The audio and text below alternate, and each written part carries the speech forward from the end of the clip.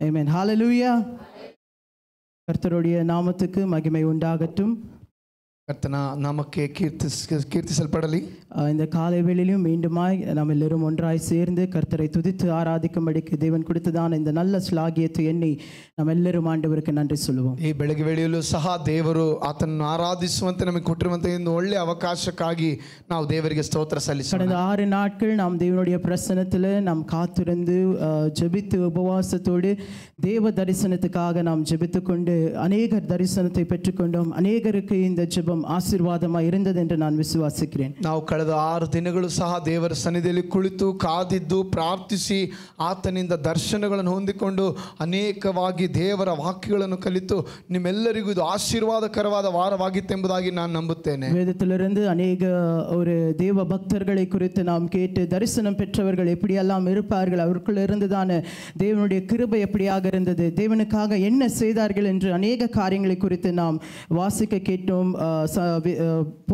போதகரிடத்திலிருந்து ವಾರ್ತೆயை ಕೇಟೋಂ. ನಾವು ಅನೇಕ ದೇವ ಭಕ್ತರನ್ನು ಕುರಿತಾಗಿ ಸತ್ಯವೇದದಿಂದ ನಾವು ಕಲಿತೆವು. ಅವರು ಯಾವ ರೀತಿ ದೇವರಿಂದ ದರ್ಶನ ಹೊಂದಿಕೊಂಡರು, ಆ ದೇವರ ದರ್ಶನಕ್ಕಾಗಿ ಯಾವ ರೀತಿ ಅವರು ಜೀವಿಸಿರೆಂಬುದಾಗಿ ಅನೇಕ ಬೋಧಕರ ಮುಖಾಂತರವಾಗಿ ನಮ್ಮ ದೇವರ ದಾಸರ ಮುಖಾಂತರವಾಗಿ ದೇವರ ವಾಕ್ಯದಿಂದ ಎಲ್ಲ ನಾವು ಕಲಿಯುತ್ತಾ ಇದ್ದೆವು. புதிய ஏற்பாடுல பார்த்தோம்னாக்கா நம்ம பழைய ஏற்பாடுல அநேக தேவ பக்தர்களை குறித்து கேட்டோம், தெய்வ தரிசனத்தை பெற்றுக்கொண்டவர்கள். அதே போலவே புதிய ஏற்பாடுலையும் நாம் கவனித்து பார்க்கும் பொழுது தேவ பக்தர்கள் அனைவரும் தேவ தரிசனத்தோடு தான் முன்னாடி சென்றார்கள். ನಾವು ಹಳೆ ಒಡಂಬಡಿಕೆಯಿಂದ ಅನೇಕ ದೇವ ಭಕ್ತರು ನಾವು ಕಂಡವು ಯಾವ ರೀತಿ ದೇವರಿಂದ ದರ್ಶನ ಹೊಂದಿಕೊಂಡರೆಂಬುದಾಗಿ. ಹೊಸ ಒಡಂಬಡಿಕೆಯಲ್ಲೂ ಸಹ ನಾವು ನೋಡಲು ಸಾಧ್ಯ. ಅನೇಕ ದೇವ ಭಕ್ತರು ದೇವರ ದರ್ಶನವನ್ನು ಹೊಂದಿಕೊಂಡು ಅವರು ಜೀವಿಸಿದಂಥ ರೀತಿಗಳು. ನಮ್ಮೆಲ್ಲರಿಗೂ மிகுந்த தெரிந்ததான ஒரு மனிதன் அப்போஸ்தலனான பவுல்.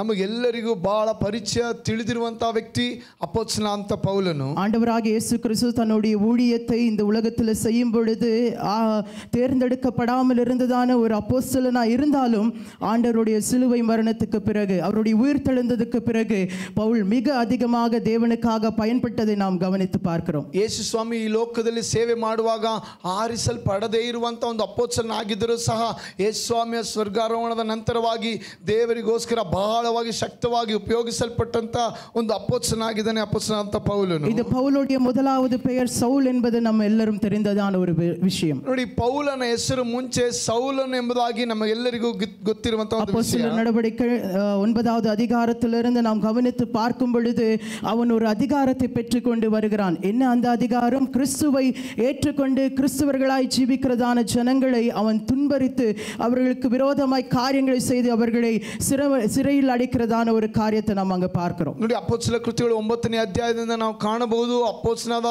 ಪೌಲನು ಒಂದು ಅಧಿಕಾರ ಪತ್ರವನ್ನು ತೆಗೆದುಕೊಂಡು ಬರುತ್ತಿದ್ದಾನೆ. ಆ ಪತ್ರ ಏನೆಂದರೆ, ಯಾರೆಲ್ಲ ಕ್ರಿಸ್ತನನ್ನು ಅಂಗೀಕರಿಸಿ ಯಾರೆಲ್ಲ ಯೇಸು ಸ್ವಾಮಿಯನ್ನು ಹಿಂಬಾಲಿಸುತ್ತಾರೋ ಅವರನ್ನೆಲ್ಲ ಮುಗಿಸಿ ಹಾಕಬೇಕು, ಸಂಹರಿಸಬೇಕು, ಸೆರೆಯಲ್ಲಿಡಬೇಕೆಂಬುದಾಗಿರುವಂತ ಅಧಿಕಾರವನ್ನು ಪಡೆದು ಬರುತ್ತಿರ್ತಾನೆ ಎಂಬುದಾಗಿ ನೋಡುತ್ತೇವೆ. ದಮಸ್ಕಾ இடத்துல அவன் வரும் பொழுது அவனுக்கு அங்க ஒரு தேவ தரிசனம் உண்டாகுகிறதை நாம் கவனிக்கிறோம். ಈತನು ದಮಸ್ಕದ ಬಾಗಿಲ ಬಳಿಯಲ್ಲಿ ಬರುವಾಗ ದೇವರ ಒಂದು ದರ್ಶನ ಆತನಿಗೆ ಸಿಕ್ಕಿದ್ದಾಗಿ ನಾವು ನೋಡುತ್ತೇವೆ. அவன் வந்ததான பிரயாணத்திலிருந்து உடனே அவன் கீழே விழுந்து அவனுக்கு ஒரு சத்தம் ஏற்பட்டது. என்னவென்றால், சவுலே சவுலே, எதற்காக நீ இப்படி என்னை துன்பப்படுத்துகிறாய் என்று. ನೋಡಿ, ಆತನು ಪ್ರಯಾಣ ಮಾಡುತ್ತಾ ಬರುವಾಗ ನೆಲಕ್ಕೆ ಬಿದ್ದನು.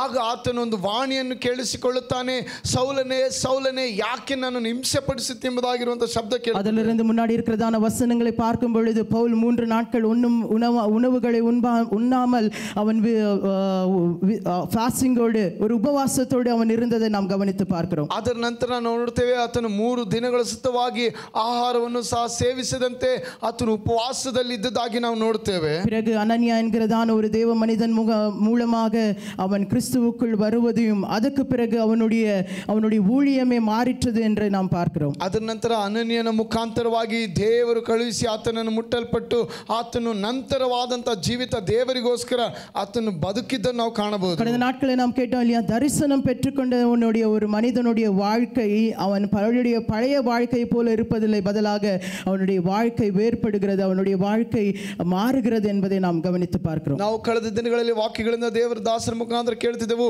ಒಂದು ವ್ಯಕ್ತಿ ದೇವರಿಂದ ದರ್ಶನ ಹೊಂದಿಕೊಂಡರೆ ಆತನು ಹಳೆಯ ಮನುಷ್ಯನ ಹಾಗೆ ಬದುಕುವುದಿಲ್ಲ, ಆತನ ಜೀವನವೇ ರೂಪಾಂತರವಾಗಿ ಬದಲಾಗಿ ಆತನು ಮತ್ತೊಬ್ಬ ವ್ಯಕ್ತಿಯಾಗಿ ಬದುಕುವವನಾಗಿರುತ್ತಾನೆ. பவுலோட வாழ்க்கையில பாருங்க, அவன் ஆண்டவரை அறியறதுக்கு முன்பதாக, அவன் யூதனா இருந்தாலும் ஆண்டவரை நன்றாய் சரியாக அறிவதற்கு முன்பதாக அநேக ஜனங்களை துன்பரித்ததான ஒரு மனிதன். ஆனா ஆண்டவரை ஏற்றுக்கொண்ட பிறகு அவனுடைய வாழ்க்கையும் அவனுடைய ஊழியமும் அவனுடைய சிந்தைகளும் அவனுடைய ஆலோசனைகளையும் மாறிற்று என்று நாம் கவனித்து பார்க்கிறோம். ನೀವು ಪೌಲನ ಕುರಿತು ನೋಡುವುದಾದರೆ ಆತನೊಬ್ಬ ಯಹೂದ್ಯನಾಗಿದ್ದರೂ ಸಹ, ಆದರೆ ದೇವರನ್ನು ಇನ್ನೂ ಆತನು ದರ್ಶನ ಹೊಂದಿಕೊಳ್ಳದೆ ಇರುವ ಮುಂಚೆ ಆತನು ಏನೋ ಜನರನ್ನು ಹಿಂಸಿಸುವವನಾಗಿ ಉಪದ್ರವಿಸುವವನಾಗಿ ಆತನು ಬದುಕುತ್ತಾ ಇದ್ದನೆಂಬುದಾಗಿ ನೋಡುತ್ತೇವೆ. ಅನೇಕ இடங்களிலே போய் அவன் தேவ கூடாரத்தை கட்டி அல்லது ஆலயங்களை ஸ்தாபித்ததும் சபைகளை உருவாக்கினதையும் நாம் கவனித்து படிக்கிறோம். ನಂತರ ದೇವರನ್ನು ಸ್ವೀಕರಿಸಿ ದರ್ಶನ ಹೊಂದಿಕೊಂಡ ನಂತರ ಅನೇಕ ಸ್ಥಳಗಳಲ್ಲಿ ಹೋಗಿ ದೇವರ ಸುವಾರ್ತೆಯನ್ನು ಸಾರಿ ಅನೇಕ ದೇವರ ಆಲಯಗಳನ್ನು ಆತನು ಸಭೆಗಳನ್ನು ಸ್ಥಾಪಿಸ್ತಾನೆ ಎಂಬುದಾಗಿ ನಾವು ನೋಡುತ್ತೇವೆ. விசேஷமாக புதிய ஏற்பாடு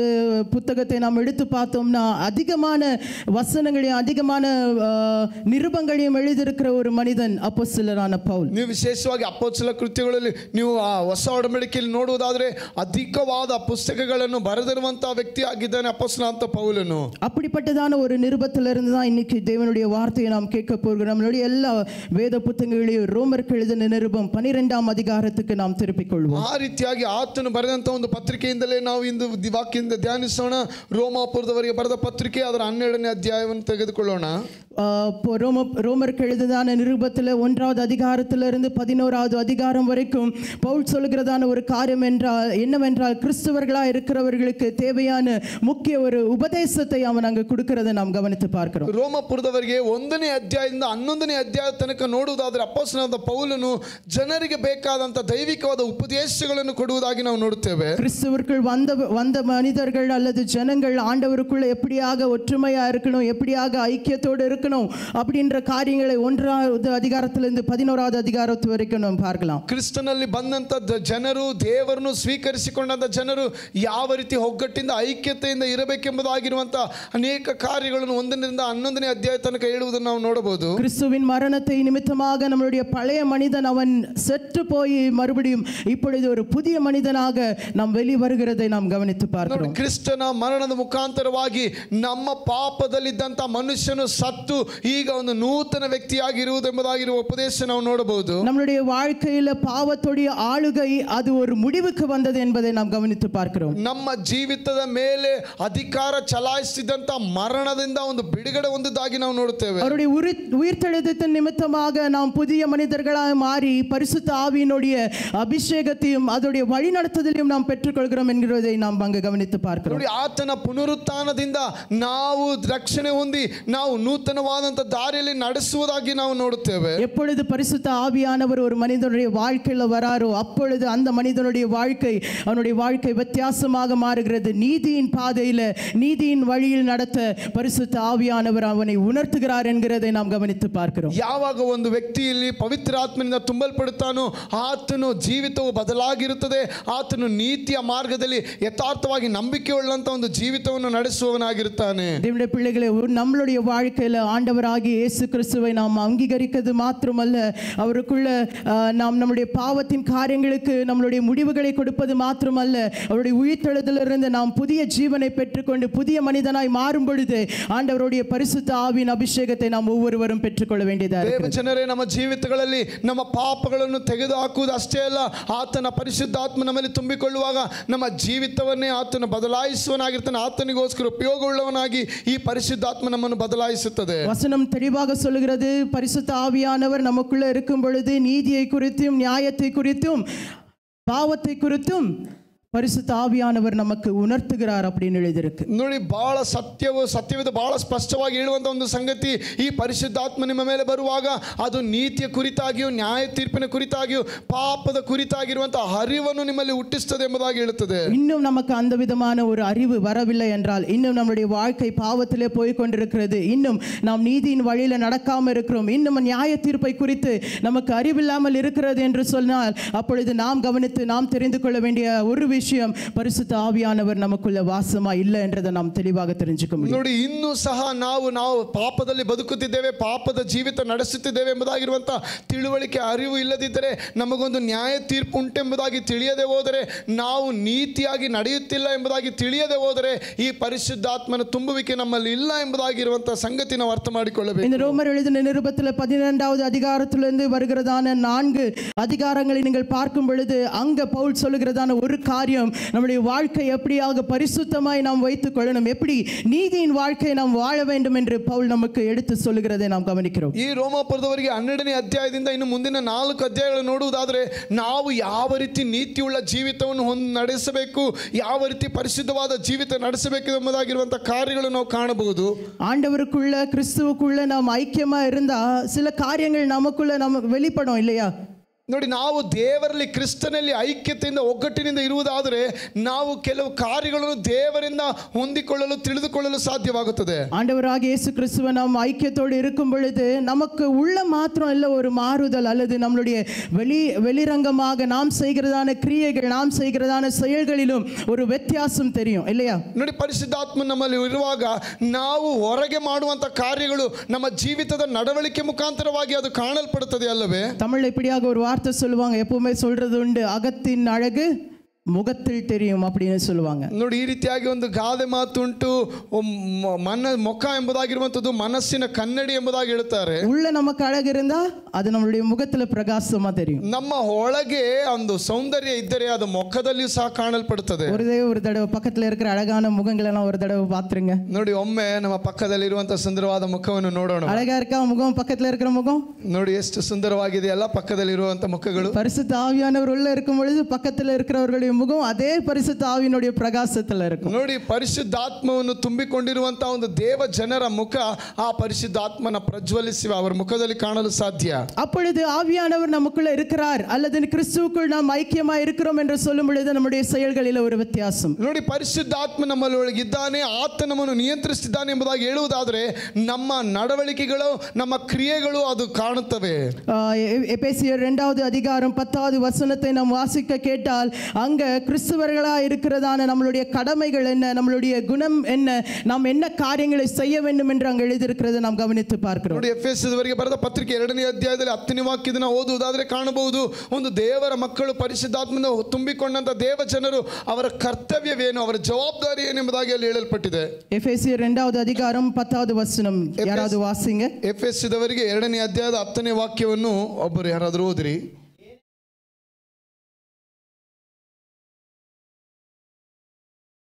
பாருங்க, நாம எதற்காக சிருஷ்டிக்கப்படுகிறோமா? ನೋಡಿ, ನಾವು ಯಾವುದಕ್ಕಾಗಿ ಸೃಷ್ಟಿಸಲ್ಪಟ್ಟಿದ್ದೇವೆ? எதற்காக சிருஷ்டிக்கப்படுகிறோம்? ಯಾವುದಕ್ಕಾಗಿ ದೇವರು ನಮ್ಮನ್ನು ನಿರ್ಮಾಣ ಮಾಡಿದ್ದಾನೆ? நற்கிரியைகளை நாம் செய்வதற்காக, ಸತ್ಕಾರ್ಯಗಳನ್ನು ಮಾಡುವುದಕ್ಕಾಗಿಯೇ. இயேசுவினிலே நாம் சிருஷ்டிக்கப்படுகிறது என்ன காரியத்துக்காக? நற்கிரியைகளை செய்வதற்காக. ನೋಡಿ, ಕ್ರಿಸ್ತ ಯೇಸುವಿನಲ್ಲಿ ನಮ್ಮನ್ನು ಉಂಟು ಮಾಡಿರುವುದು ಯಾತಕ್ಕಾಗಿ? ಸತ್ಕಾರ್ಯ, ಒಳ್ಳೆ ಕಾರ್ಯಗಳನ್ನು ಮಾಡುವುದಕ್ಕಾಗಿಯೇ. அப்ப நம்மள இருந்து வெளியே வர வேண்டியதான காரியங்கள் அது நற்கிரியைகளா இருக்கிறது. ನೋಡಿ, ಹಾಗಿದ್ದರೆ ನಮ್ಮಿಂದ ಹೊರಡುವಂತ ಕಾರ್ಯಗಳು ಅದು ಸತ್ಕಾರ್ಯಗಳು, ಒಳ್ಳೆ ಕಾರ್ಯಗಳಾಗಿರಬೇಕು. தேவனுக்குள்ள உண்டாக்க தேவனுக்குள்ள சிருஷ்டிக்கப்பட்டு தேவனை அங்கீகரித்து ஒரு புதிய வாழ்க்கை வாழ்கிற மனிதர்களாய் நாம் மாறினோமானால் நம்மிடத்திலிருந்து வர வேண்டியதான காரியங்கள் நற்கிரியைகளா இருக்க வேண்டும். ನೋಡಿ, ನಾವು ಆತನಿಂದ ನಿರ್ಮಾಣವಾಗಿದ್ದಾದರೆ, ಆತನಿಂದ ಸೃಷ್ಟಿಸಲ್ಪಟ್ಟದ್ದಾಗಿದ್ದರೆ, ಪರಿಶುದ್ಧಾತ್ಮನ ಹೊಂದಿಕೊಂಡು ನೂತನ ಸೃಷ್ಟಿಗಳಾಗಿದ್ದರೆ, ನಮ್ಮಿಂದ ಹೊರಡುವಂತ ಎಲ್ಲ ಕಾರ್ಯಗಳು, ನಾವು ಮಾಡುವ ಎಲ್ಲ ಕೆಲಸಗಳು ಅದು ಒಳ್ಳೆ ಕೆಲಸಗಳು, ಸತ್ಕಾರ್ಯಗಳಾಗಿರಬೇಕು. இந்த 12வது அதிகாரத்தில் ரோமர் எழுதின நிருபம் 12வது அதிகாரத்தில் நாம் பார்க்கும் பொழுது நம்மளுடைய கிறிஸ்துவர்களா இருக்கிறதான நம்மளுடைய மிகப்பெரிய ஒரு வேலை என்னவென்றால், முதலாவதும் 2வது வசனம் மிக தெளிவாக சொல்கிறது, நம்மளுடைய சரீரத்தை தேவனுக்கு நாம் ಅರ್ಪಣಿக்க வேண்டும் என்று எழுதியிருக்கிறது. ನೋಡಿ, ರೋಮಾಪುರದವರಿಗೆ 12ನೇ ಅಧ್ಯಾಯದ 1-2 ವಾಕ್ಯಗಳನ್ನು ನೋಡುವುದಾದರೆ, ದೇವರ ಜನರಾದಂಥ ನಾವು ಮೊದಲಾಗಿ ಮಾಡಬೇಕಾಗಿರುವಂಥ ಕಾರ್ಯ ಏನೆಂಬುದಾಗಿದ್ದರೆ, ನಾವು ನಮ್ಮ ಶರೀರವನ್ನು ನಾವು ಸಜೀವ ಯಜ್ಞವಾಗಿ ದೇವರಿಗೆ ಅರ್ಪಿಸುವವರಾಗಿರಬೇಕು. முதலாவது வசனம் வாசிக்க கேட்போம். ரோமருக்கு எழுதின நிருபம் 12வது அதிகாரம் 1வது வசனம். ரோமாಪುರದವರಿಗೆ 12ನೇ ಅಧ್ಯಾಯದ 1ನೇ ವಾಕ್ಯವನ್ನು ಓದಿ ಕೇಳೋಣವಾ? அப்படி இருக்க சகோதரரே, நீங்கள் உங்கள் சரீரங்களை பரிசுத்தமும் தேவனுக்கு பிரியமான ஜீவ பலியாக, ரெண்டு காரியத்தை அங்க சொல்ற, ஒன்னு பரிசுத்தமும் தேவனுக்கு பிரியமுள்ளதான ಜೀವ ಬಲಿಯಾಗ நம்முடைய ಶರೀರத்தை ನೋಡಿ ಅಲ್ಲಿ ಎರಡು ಕಾರ್ಯಗಳಲ್ಲಿ ಹೇಳಲ್ಪಡುತ್ತದೆ. ಪರಿಶುದ್ಧವಾಗಿಯೂ ದೇವರಿಗೆ ಮೆಚ್ಚುಗೆಯಾಗಿಯೂ ನಿಮ್ಮ ದೇಹಗಳನ್ನು ದೇವರಿಗೆ ಅರ್ಪಿಸಿಕೊಡ್ರಿ ಎಂಬುದಾಗಿ. கிறிஸ்துவர்களாகிய நம்மளுடைய பெரிய காரியம் என்ன? முதலாவதாக பரிசுத்தமும் ஜீவனும் இருக்கிறதான ಜೀವ ಬಲಿಯಾಗಿ நம்மளுடைய ಶರೀರத்தை ದೇವನಿಗೆ ಮುನ್ಬದಾಗ ನಾವು ಅರ್ಪಣಿಕ வேண்டும். ನೋಡಿ, ದೇವ ಜನರಾದಂತ ದೇವರ ಮಕ್ಕಳಾದಂತ ನಾವು ದೇವರಿಗೆ ಯಾವ ರೀತಿ ಅರ್ಪಿಸಲ್ಕೊಡಬೇಕು? ಪರಿಶುದ್ಧವುಳ್ಳದಾಗಿಯೂ ದೇವರಿಗೆ ಮೆಚ್ಚುಗೆ உள்ளவராಗಿಯೂ ಸಜೀವ ಯಜ್ಞವಾಗಿ ನಮ್ಮನ್ನೇ ಅರ್ಪಿಸಿಕೊಡಬೇಕು. இங்கே பவுல் சொல்லுகிறதான ஒரு காரியம், அந்த சரீரம் என்கிறதான ஒரு காரியம் நம்மளுடைய பழைய வாழ்க்கையோ அல்லது கிறிஸ்துவை அறிவதற்கு முன்பதாக இருந்த அந்த சரீரத்தை இல்லை, நம்ம ஆண்டவரை ஏற்றுக்கொண்டு புதிய மனிதர்களாய் மாறின பிறகு இருக்கிறதான அந்த ಶರೀರத்தை ಆಂಡವರಿಗಾಗಿ ನಾವು ಒಪ್ಪು ಕೊಡಕணும்னு தெளிவா சொல்றாரு. ನೋಡಿ, ಅಪೊಸ್ತಲನಾದ ಪೌಲನು ಇಲ್ಲಿ ನಿಮ್ಮ ದೇಹಗಳನ್ನು ಅರ್ಪಿಸಿ ಎಂಬುದಾಗಿ ಹೇಳುವಾಗ ನೀವು ಹಳೆಯ ಪಾಪದ ಸ್ವಭಾವದಲ್ಲಿ ಬದುಕಿದಂತ ಆ ವ್ಯಕ್ತಿಯ ಶರೀರ ಅಲ್ಲ, ಈಗ ದೇವರನ್ನು ಸ್ವೀಕರಿಸಿಕೊಂಡು ಪರಿಶುದ್ಧರಾಗಿ ಜೀವಿಸುವಾಗ ಆ ಒಂದು ನೂತನವಾದಂತ ದೇಹವನ್ನು ದೇವರಿಗೆ ಸಜೀವ ಯಜ್ಞವಾಗಿ ಅರ್ಪಿಸಿ ஆண்டவராகிய இயேசு கிறிஸ்து அவர் தன்னுடைய ஜீவனை நமக்காக கொடுத்த அந்த ஒரு தயை, அந்த ஒரு கருணையை நாம் பார்க்கும் பொழுது நம்மளுடைய சரீரத்தை நாம் தேவனுக்கு ಜೀವ ಬಲಿಯಾಗಿ ಅರ್ಪಣಿಕ வேண்டும் என்று நாம் ನன்றாக அறிந்து கொள்கிறோம். ನೋಡಿ, ಕರ್ತನಾದ ಯೇಸು ಕ್ರಿಸ್ತ ನಮಗೋಸ್ಕರ ತನ್ನ ಪ್ರಾಣವನ್ನೇ, ತನ್ನ ಜೀವವನ್ನೇ, ತನ್ನ ಶರೀರವನ್ನೇ ಅರ್ಪಿಸಿಕೊಡುವಾಗ ನಾವು ಸಹ ಆತನಿಗೋಸ್ಕರ ನಮ್ಮ ಶರೀರವನ್ನು ಅರ್ಪಿಸಿಕೊಡಲು ಸಿದ್ಧರಾಗಿರುತ್ತೇವೆ. யோசித்து பாருங்க, பாவிகளா இருக்கும் பொழுதே ஆண்டவர் நமக்காக நம்மை தேடி வந்தார் என்று எழுதியிருக்கிறது. ಯೋಚಿಸಿ ನೋಡಿ, ವಾಕ್ಯ ಈ ರೀತಿ ಹೇಳುತ್ತದೆ, ನಾವು ಪಾಪಿಗಳಾಗಿದ್ದಾಗಲೇ ನಮಗೋಸ್ಕರ ದೇವರು ನಮ್ಮನ್ನು ಹುಡುಕಿ ಬಂದನು. நாம் யாருக்கும் வேண்டாம் என்று தள்ளப்பட்ட நிலைமையில இருக்கும் பொழுதும் இவர் பாவிகள், இவங்க கூட ஒரு சகவாசம் நம்ம வைத்துக் கொள்ள கூடாது அப்படின்னு நினைக்கும் பொழுது அவர்களை குறித்து ஆலோசனை செய்து ஆண்டவராகிய இயேசு கிறிஸ்து தன்னுடைய பரலோக சிம்மாசனத்தை விட்டு பூலோகத்துக்கு இறங்கி வந்ததை நாம் கவனிக்கிறோம். ನಾವು ಪಾಪಿಗಳಾಗಿದ್ದಾಗ ಜನರನ್ನು ನಿರಾಕರಿಸಲು, ಅಯ್ಯೋ ಇವರು ಪಾಪಿಗಳು, ಅನಿಷ್ಟರು, ಇವರ ಸಹವಾಸ ಬೇಡ ಎಂಬುದಾಗಿ ಹೇಳುವಾಗ ಅಂತ ಜನರನ್ನು ದೇವರು ಪರಲೋಕದಿಂದ ಹುಡುಕಿ ನಮ್ಮ ಬಳಿಗೆ ಬಂದನು. யாராவது நம்ம சொல்ற வார்த்தையை கேட்காம மறுபடியும் அதே தவறு, அதே பாவத்தை செஞ்சுட்டு இருந்த ஒரு மனிதனுக்காக நாம் ஜெபித்துக் கொண்டிருக்கிறோம். ஆனா அவன் நம்மளுடைய ஜெபத்துக்கு எந்த விதமான பலனும் இல்லாம திரும்ப தவறு செய்யறானா, அவனை நம்ம என்ன யோசிப்போம்? இல்ல நம்ம அடுத்து நம்ம என்ன செய்வோம் சொல்லுங்க. ನೋಡಿ, ಯಾರಾದರೂ ಒಂದು ವ್ಯಕ್ತಿ ನಮ್ಮ ಮಾತುಗಳಿಗೆ ವಿಧೇಯರಾಗದೆ ಪದೇ ತಪ್ಪು ಮಾಡ್ತಾ ಇದ್ದಾರೆ, ನಾವು ಅವರಿಗೋಸ್ಕರ ಎಷ್ಟೋ ದಿವಸಗಳಿಂದ ಪ್ರಾರ್ಥಿಸ್ತಾ ಇದ್ದೇವೆ, ಆದರೂ ಸಹ ಮತ್ತೆ ಅದೇ ಪಾಪಕ್ಕೆ ಹೋಗುವುದಾದರೆ ಅಂತವರು ನೋಡಿ ನಾವು ಯಾವ ರೀತಿ ಪ್ರತಿಕ್ರಿಯೆ ನೀಡುತ್ತೇವೆ? ஒரு தடவை, 2 தடவை, 3 தடவை, ஒரு 10 தடவை, 1 மாசம், 2 மாசம், சரி போட்டு 1 வருஷம் வரைக்கும் அவனை தொடர்ந்து அவனுக்கு தேவையான ஆலோசனைகளை கொடுத்து கொண்டே வருவோம். நம்ம சொல்லியும் அவன் கேட்காம திரும்ப அதே பாவத்தில் விழுந்துட்டு இருந்தா நம்ம என்ன பண்ணுவோம்? இவனுக்கெல்லாம் என்ன சொல்றது, என்ன திருத்தவே முடியாது அப்படின்னு சொல்லிட்டு போயிடுவோம்ல. ನೋಡಿ, 1 ದಿವಸ, 2 ದಿವಸ, 10 ದಿವಸ, 1 ತಿಂಗಳು, ಸರಿ 1 ವರ್ಷವೇ ಕಾಯ್ತಾ ಇರ್ತೇವೆ, ಆದರೂ ಪದೇ ಆತನು ಅದೇ ರೀತಿ ಪಾಪದಲ್ಲಿ ತಪ್ಪಿನಲ್ಲಿ ಹೋಗುತ್ತಾ ಇದ್ದ ನಾವೇನ್ ಮಾಡ್ತೇವೆ? ಈತನಂತೂ ಉದ್ಧಾರ ಆಗೋದಿಲ್ಲ, ಈತನ ತಿದ್ದಲಿಕ್ಕೆ ಸಾಧ್ಯ ಇಲ್ಲ ಎಂಬುದಾಗಿ ಹೇಳಿ ನಾವು ಬಿಟ್ಟು ಬಿಡ್ತೇವೆ. ஆனா பரலோகத்தின் தேவன் அப்படி கிடையாது. நம்ம பழைய ஏற்பாட்டில் பார்க்கிறோம், மலாக்கி புத்தகத்துக்கு பிறகு தேவனுடைய சத்தம் அவர்களுக்கு கேட்கவில்லை. எவ்வளவு வருஷம்? 400 வருஷம் தேவனுடைய சப்தத்தை கேட்காமல் இருந்தது என்று நாம் வாசிக்கிறோம். ಆದರೆ ದೇವರು ಆ ರೀತಿ ಮಾಡಲಿಲ್ಲ. ನೋಡ್ರಿ, ನಾವು ಮಲಾಕಿ ಪುಸ್ತಕ ಓದುವಾಗ ಅದರ ನಂತರ ದೇವರು 400 ವರ್ಷಗಳ ಕಾಲ ಯಾರ ಬಳಿಯಲ್ಲಿಯೂ, ಮನುಷ್ಯರ ಬಳಿಯಲ್ಲಿ ಮಾತನಾಡಲಿಲ್ಲ ಎಂಬುದಾಗಿ ನಾವು ನೋಡ್ತೇವೆ. இஸ்ரவேல் ஜனங்களுடைய வாழ்க்கையில் அது ஒரு டார்க் ஏஜ் பீரியடா இருந்தது. ಈ ಇಸ್ರಾಯೇಲರ ಜನರ ಜೀವಿತದಲ್ಲಿ ಇದೊಂದು ಕತ್ತಲೆ, ಅಂಧಕಾರದ ವರ್ಷಗಳಾಗಿದ್ದವು. அது வரைக்கும் மனம் திரும்புங்க, பாவத்தை விட்டு வெளியே வாங்க, நீங்க தேவனுக்கு அர்ப்பணிங்க, பரிசுத்தமா வாழுங்க அப்படின்னு சொன்ன ஒரு சத்தம் சடனா நின்னுட்டா, சடனா கேட்காம போனா அவங்களுடைய வாழ்க்கையின் ஆலோசனை யோசிச்சு பாருங்க, அவங்களுடைய வாழ்க்கை எப்படி இருக்கும். ಅಲ್ಲಿಯವರೆಗೂ ನೀವು ಮನ ತಿರುಗಿಕೊಳ್ಳಿರಿ, ನೀವು ಪಾಪವನ್ನು ಬಿಡಿರಿ, ಪರಿಶುದ್ಧರಾಗಿ ಜೀವಿಸಿರಿ ಎಂಬುದಾಗಿ ಅನೇಕ ವರ್ಷಗಳಿಂದ ಕೇಳುತ್ತಾ ಇದ್ದಂತ ಸದ್ದು ಸಡನ್ ಆಗಿ ತಕ್ಷಣ ನಿಂತು ಹೋದರೆ ಯಾವ ರೀತಿ ಇರ್ತದೆ ಯೋಚಿಸಿ ನೋಡಿ. வண்டியில பிரயாணம் பண்ணிட்டு இருக்கும்போது பின்னாடி யாரோ ஒருத்தர் பேசிட்டே இருப்பாங்க. ನೋಡಿ, ಗಾಡಿಯಲ್ಲಿ ನಾವು ವಾಹನ ಚಲಾಯಿಸ್ತಿರುವಾಗ ಹಿಂದೆ ಕುಳಿತಿರುವವರು ಮಾತಾಡ್ತಾ ಇರ್ತಾರೆ. நான் என்னுடைய வைஃபை கூட்டிட்டு 2 வீலர்ல போகும்பொழுது பின்னாடியில இருந்து ஏதாவது ஒன்று பேசிட்டே இருப்பா. ನೋಡಿ, ನಾವು ನನ್ನ ಪತ್ನಿಯನ್ನು ವಾಹನದಲ್ಲಿ ಕೂರಿಸಿ ಕರೆದುಕೊಂಡು ಹೋಗುವಾಗ ಅವರು ಹಿಂದೆ ಕುಳಿತು ಏನಾದ್ರೂ ಮಾತಾಡ್ತಾ ಇರ್ತಾರೆ. நான் பாட்டுக்கு வண்டி ஓட்டிட்டு தான் இருப்பேன். ನಾನು ನನ್ನ ಪಾಡಿ ಗಾಡಿ ಓಡಿಸ್ತಾ ಇರ್ತೇನೆ. சில காரியங்களை கவனிப்பேன், சில காரியங்களை கவனிக்க மாட்டேன். சில ಮಾತುಗಳಿಗೆ ನಾನು ಕಿವಿಗೊಡುವೆನು, ಕೆಲವು ಮಾತುಗಳಿಗೆ ಕಿವಿಗೊಡದೆ ಹೋಗುವೆನು. அவளுக்கு சோர்வா போயிட்டு சில நேரத்துல அப்படியே சும்மா ஒண்ணுமே பேசாம சும்மா எழுந்துருவா. ಅವರೇ ಬೇಸತ್ತು ಹೋಗಿ ಸುಮ್ಮನೆ ಏನು ಮಾತಾಡದೆ ಶಾಂತವಾಗಿ ಇದ್ದು ಬಿಡ್ತಾರೆ. என்னடா இது வரைக்கும் கேட்ட சத்தம் உடனே நின்றுச்சே அப்படின்னு சொல்லி பின்னாடி திரும்பி பார்க்கிறேன். ನೋಡಿ, ತಕ್ಷಣ ಏನಪ್ಪಾ ಇಷ್ಟೊತ್ತು ಮಾತಾಡ್ತಾನೆ ಇದ್ರು, ಈಗ ಮಾತು ನಿಂತೋಯ್ತಲ್ಲ ಎಂಬುದಾಗಿ ಹಿಂದೆ ತಿರುಗಿ ನೋಡ್ತಿದ್ದೆ. இன்றைக்கும் தேவனுடைய சத்தம் உங்களுடைய ஒவ்வொருவருடைய இருதயத்தில் கேட்டுக்கொண்டிருக்கிறது. ಇಂದು ಸಹ ದೇವರ ಶಬ್ದ ಧ್ವನಿ ನಿಮ್ಮ ಹೃದಯಗಳಲ್ಲಿ ಕೇಳುತ್ತಲೇ ಇವೆ. உங்களுடைய பாவ வாழ்க்கையிலிருந்து வெளியே வாங்க என்ற ஒரு சத்தம் நமக்கு கேட்டுட்டே இருக்கு. ನಿಮ್ಮ ಪಾಪದ ಜೀವಿತದಿಂದ ಹೊರ ಬನ್ನಿರಿ ಎಂಬುದಾಗಿರುವ ಶಬ್ದ ಕೇಳುತ್ತಲೇ ಇದೆ. உங்களுடைய வாலிப நாட்களை ஆண்டவருக்கு ஒப்புக்கொடுங்க என்ற ஒரு சத்தம் கேட்டுட்டே இருக்கு. ನಿಮ್ಮ ಯೌವನ ಕಾಲದ ಜೀವಿತವನ್ನು ದೇವರಿಗೆ ಅರ್ಪಿಸಿಕೊಡ್ರಿ ಎಂಬುದಾಗಿರುವ ಸದ್ದು ಕೇಳುತ್ತಲೇ ಇವೆ. தேவனுடைய வார்த்தைக்கு கீழ்ப்படிந்து பரிசுத்தமாய் வாழுங்க அப்படின்ற ஒரு சத்தம் நமக்கு கேட்டுட்டே இருக்கு. ದೇವರ ವಾಕ್ಯಕ್ಕೆ ವಿಧೇಯರಾಗಿ ಪರಿಶುದ್ಧ ಜೀವಿತ ನಡೆಸಿರಿ ಎಂಬುದಾಗಿರುವಂತಹ ಶಬ್ದ ನಿಮ್ಮ ಕಿವಿಗಳಲ್ಲಿ ಕೇಳುತ್ತಲೇ ಇವೆ. ஆண்டவரே பிள்ளையே, ஒருவேளை நீ ஆண்டவருடைய சத்தத்துக்கு நீ செவி கொடுக்காமல் போனா ஒரு நாள் அந்த சத்தம் நமக்கு கேட்காம போகிறதான வாய்ப்பு இருக்கிறது. ಓ ದೇವರ ಮಗುವೆ, ನೀವು ದೇವರ ಶಬ್ದಕ್ಕೆ ಕಿವಿಗೊಡದೆ ಹೋದಾದ್ರೆ ಖಂಡಿತವಾಗಿ ಅದು ನಮಗೆ ಒಂದು ನಷ್ಟವಾದ ದಿನವಾಗಿರುತ್ತದೆ. ஐயோ, அந்த ஒரு நிமிஷம், அந்த ஒரு வாழ்க்கை மிகவும் கடினமான ஒரு வாழ்க்கை. ಅಯ್ಯೋ, ಆ ಜೀವಿತ, ಅಂತಹ ಒಂದು ಬದುಕು ಅದು ಬಹಳ ಕಷ್ಟವಾದದ್ದು, ಕಠಿಣವಾದದ್ದು. எப்பொழுதுமே ஆண்டவருடைய சத்தத்துக்கு நம்முடைய செவிகளை திறந்திருக்கட்டும். ಯಾವಾಗಲೂ ನೋಡ್ರಿ, ದೇವರ ಶಬ್ದಕ್ಕಾಗಿ ನಮ್ಮ ಕಿವಿಗಳು ತೆರೆದಿರಲಿ. மெல்லியமான ஒரு சத்தத்தோடு ஆண்டவர் பேசுகிறதை நாம் கவனித்து கேட்க வேண்டும். ಓ ಮೃದುವಾದ ಶಬ್ದಗಳಿಂದ ದೇವರು ನಮ್ಮ ಬಳಿ ಮಾತನಾಡುವುದು ನಾವು ಕೇಳಬೇಕು. இங்கே நாம் படிக்கிற ஒரு காரியம், நான் சொல்ல வந்ததான ஒரு காரியம், 400 வருடங்கள் ஆண்டவர் இஸ்ரவேல் ஜனங்களிடத்துல பேசாமல் அவர்களை விட்டு விட்டாங்க.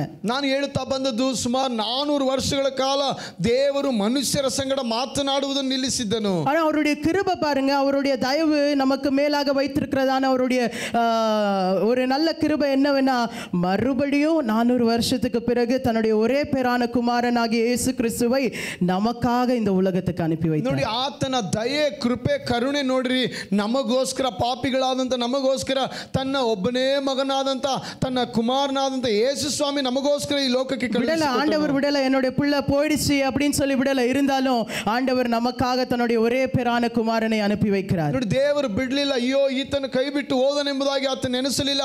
ಆತನು ತನ್ನ ಸ್ವಂತ ಕುಮಾರನನ್ನು ಕೊಟ್ಟು ನಮ್ಮನ್ನು ಸಂಪಾದನೆ ಮಾಡಲಿಕ್ಕೋಸ್ಕರ ಆತನನ್ನು ಕಳುಹಿಸಿಕೊಟ್ಟನು. அப்படிப்பட்டதான தேவ கிருபைக்கு, அப்படிப்பட்டதான தேவ அன்புக்கு நம்மளுடைய வாழ்க்கையை நாம் ಜೀವ ಬಲಿಯಾಗ நாம் ಅರ್ಪಣಿப்பது நம்முடைய முதலாவது கடமையா இருக்கிறது. ಓ, ಅಷ್ಟು ಕರುಣೆ ಪ್ರೀತಿ ಉಳ್ಳಂತಹ ದೇವರಿಗೋಸ್ಕರ ನಮ್ಮ ದೇಹಗಳನ್ನು ದೇವರಿಗೋಸ್ಕರ ಅರ್ಪಿಸಿಕೊಡುವುದು ನಮ್ಮ ಮೊದಲನೇ ಜವಾಬ್ದಾರಿ, ಕರ್ತವ್ಯವಾಗಿದೆ. வசனம் சொல்லுகிறது, நம்மளுடைய வாழ்க்கையை பரிசுத்தமாகவும் ஜீவ பலியாகவும் தேவனுக்கு பிரியமான ஒரு யಜ್ಞமாக நாம் தேவனுக்கு ಅರ್ಪಣಿக்க வேண்டும் என்று ವಚனம் சொல்லுகிறது. ನೋಡಿ, ದೇವರ ವಾಕ್ಯ ಹೇಳುತ್ತದೆ, ನಿಮ್ಮ ದೇಹಗಳನ್ನು ನೀವು ದೇವರಿಗೆ ಮೀಸಲಾಗಿಯೂ ಪರಿಶುದ್ಧವಾಗಿಯೂ ದೇವರಿಗೆ ಮೆಚ್ಚುಗೆಯಾಗಿಯೂ ಸಜೀವ ಯಜ್ಞವಾಗಿ ನಿಮ್ಮ ಅರ್ಪಿಸಿಕೊಡ್ರಿ ಎಂಬುದಾಗಿ ಹೇಳುತ್ತದೆ. ஆண்டவருடைய வசனம் 1 கொரிந்தியர் 3வது அதிகாரம் 16வது வசனம், 6வது அதிகாரம் 19வது வசனத்தை எல்லாம் நாம் கவனித்து பார்க்கும் பொழுது நம்மளுடைய சரீரம் பரிசுத்த ஆவியானவர் வசிக்கிறதான ஆலயம் என்று நாம் பார்க்கிறோம். ನೋಡಿ, 1 ಕೊರಿಂಥ್ಯ 3:16, 6:19 ನೋಡುತ್ತೇವೆ, ನಮ್ಮ ಆಲಯ, ದೇವರು ತಂಗುವಂತ ಪರಿಶುದ್ಧ ಆಲಯ ಎಂಬುದಾಗಿ ಇಲ್ಲಿ ವಾಕ್ಯಗಳು ಹೇಳಲ್ಪಡುತ್ತವೆ. எவனொருவன் அந்த பரிசுத்த ஆலயத்தை கெடுக்கிறானோ அல்லது நாசம் செய்கிறானோ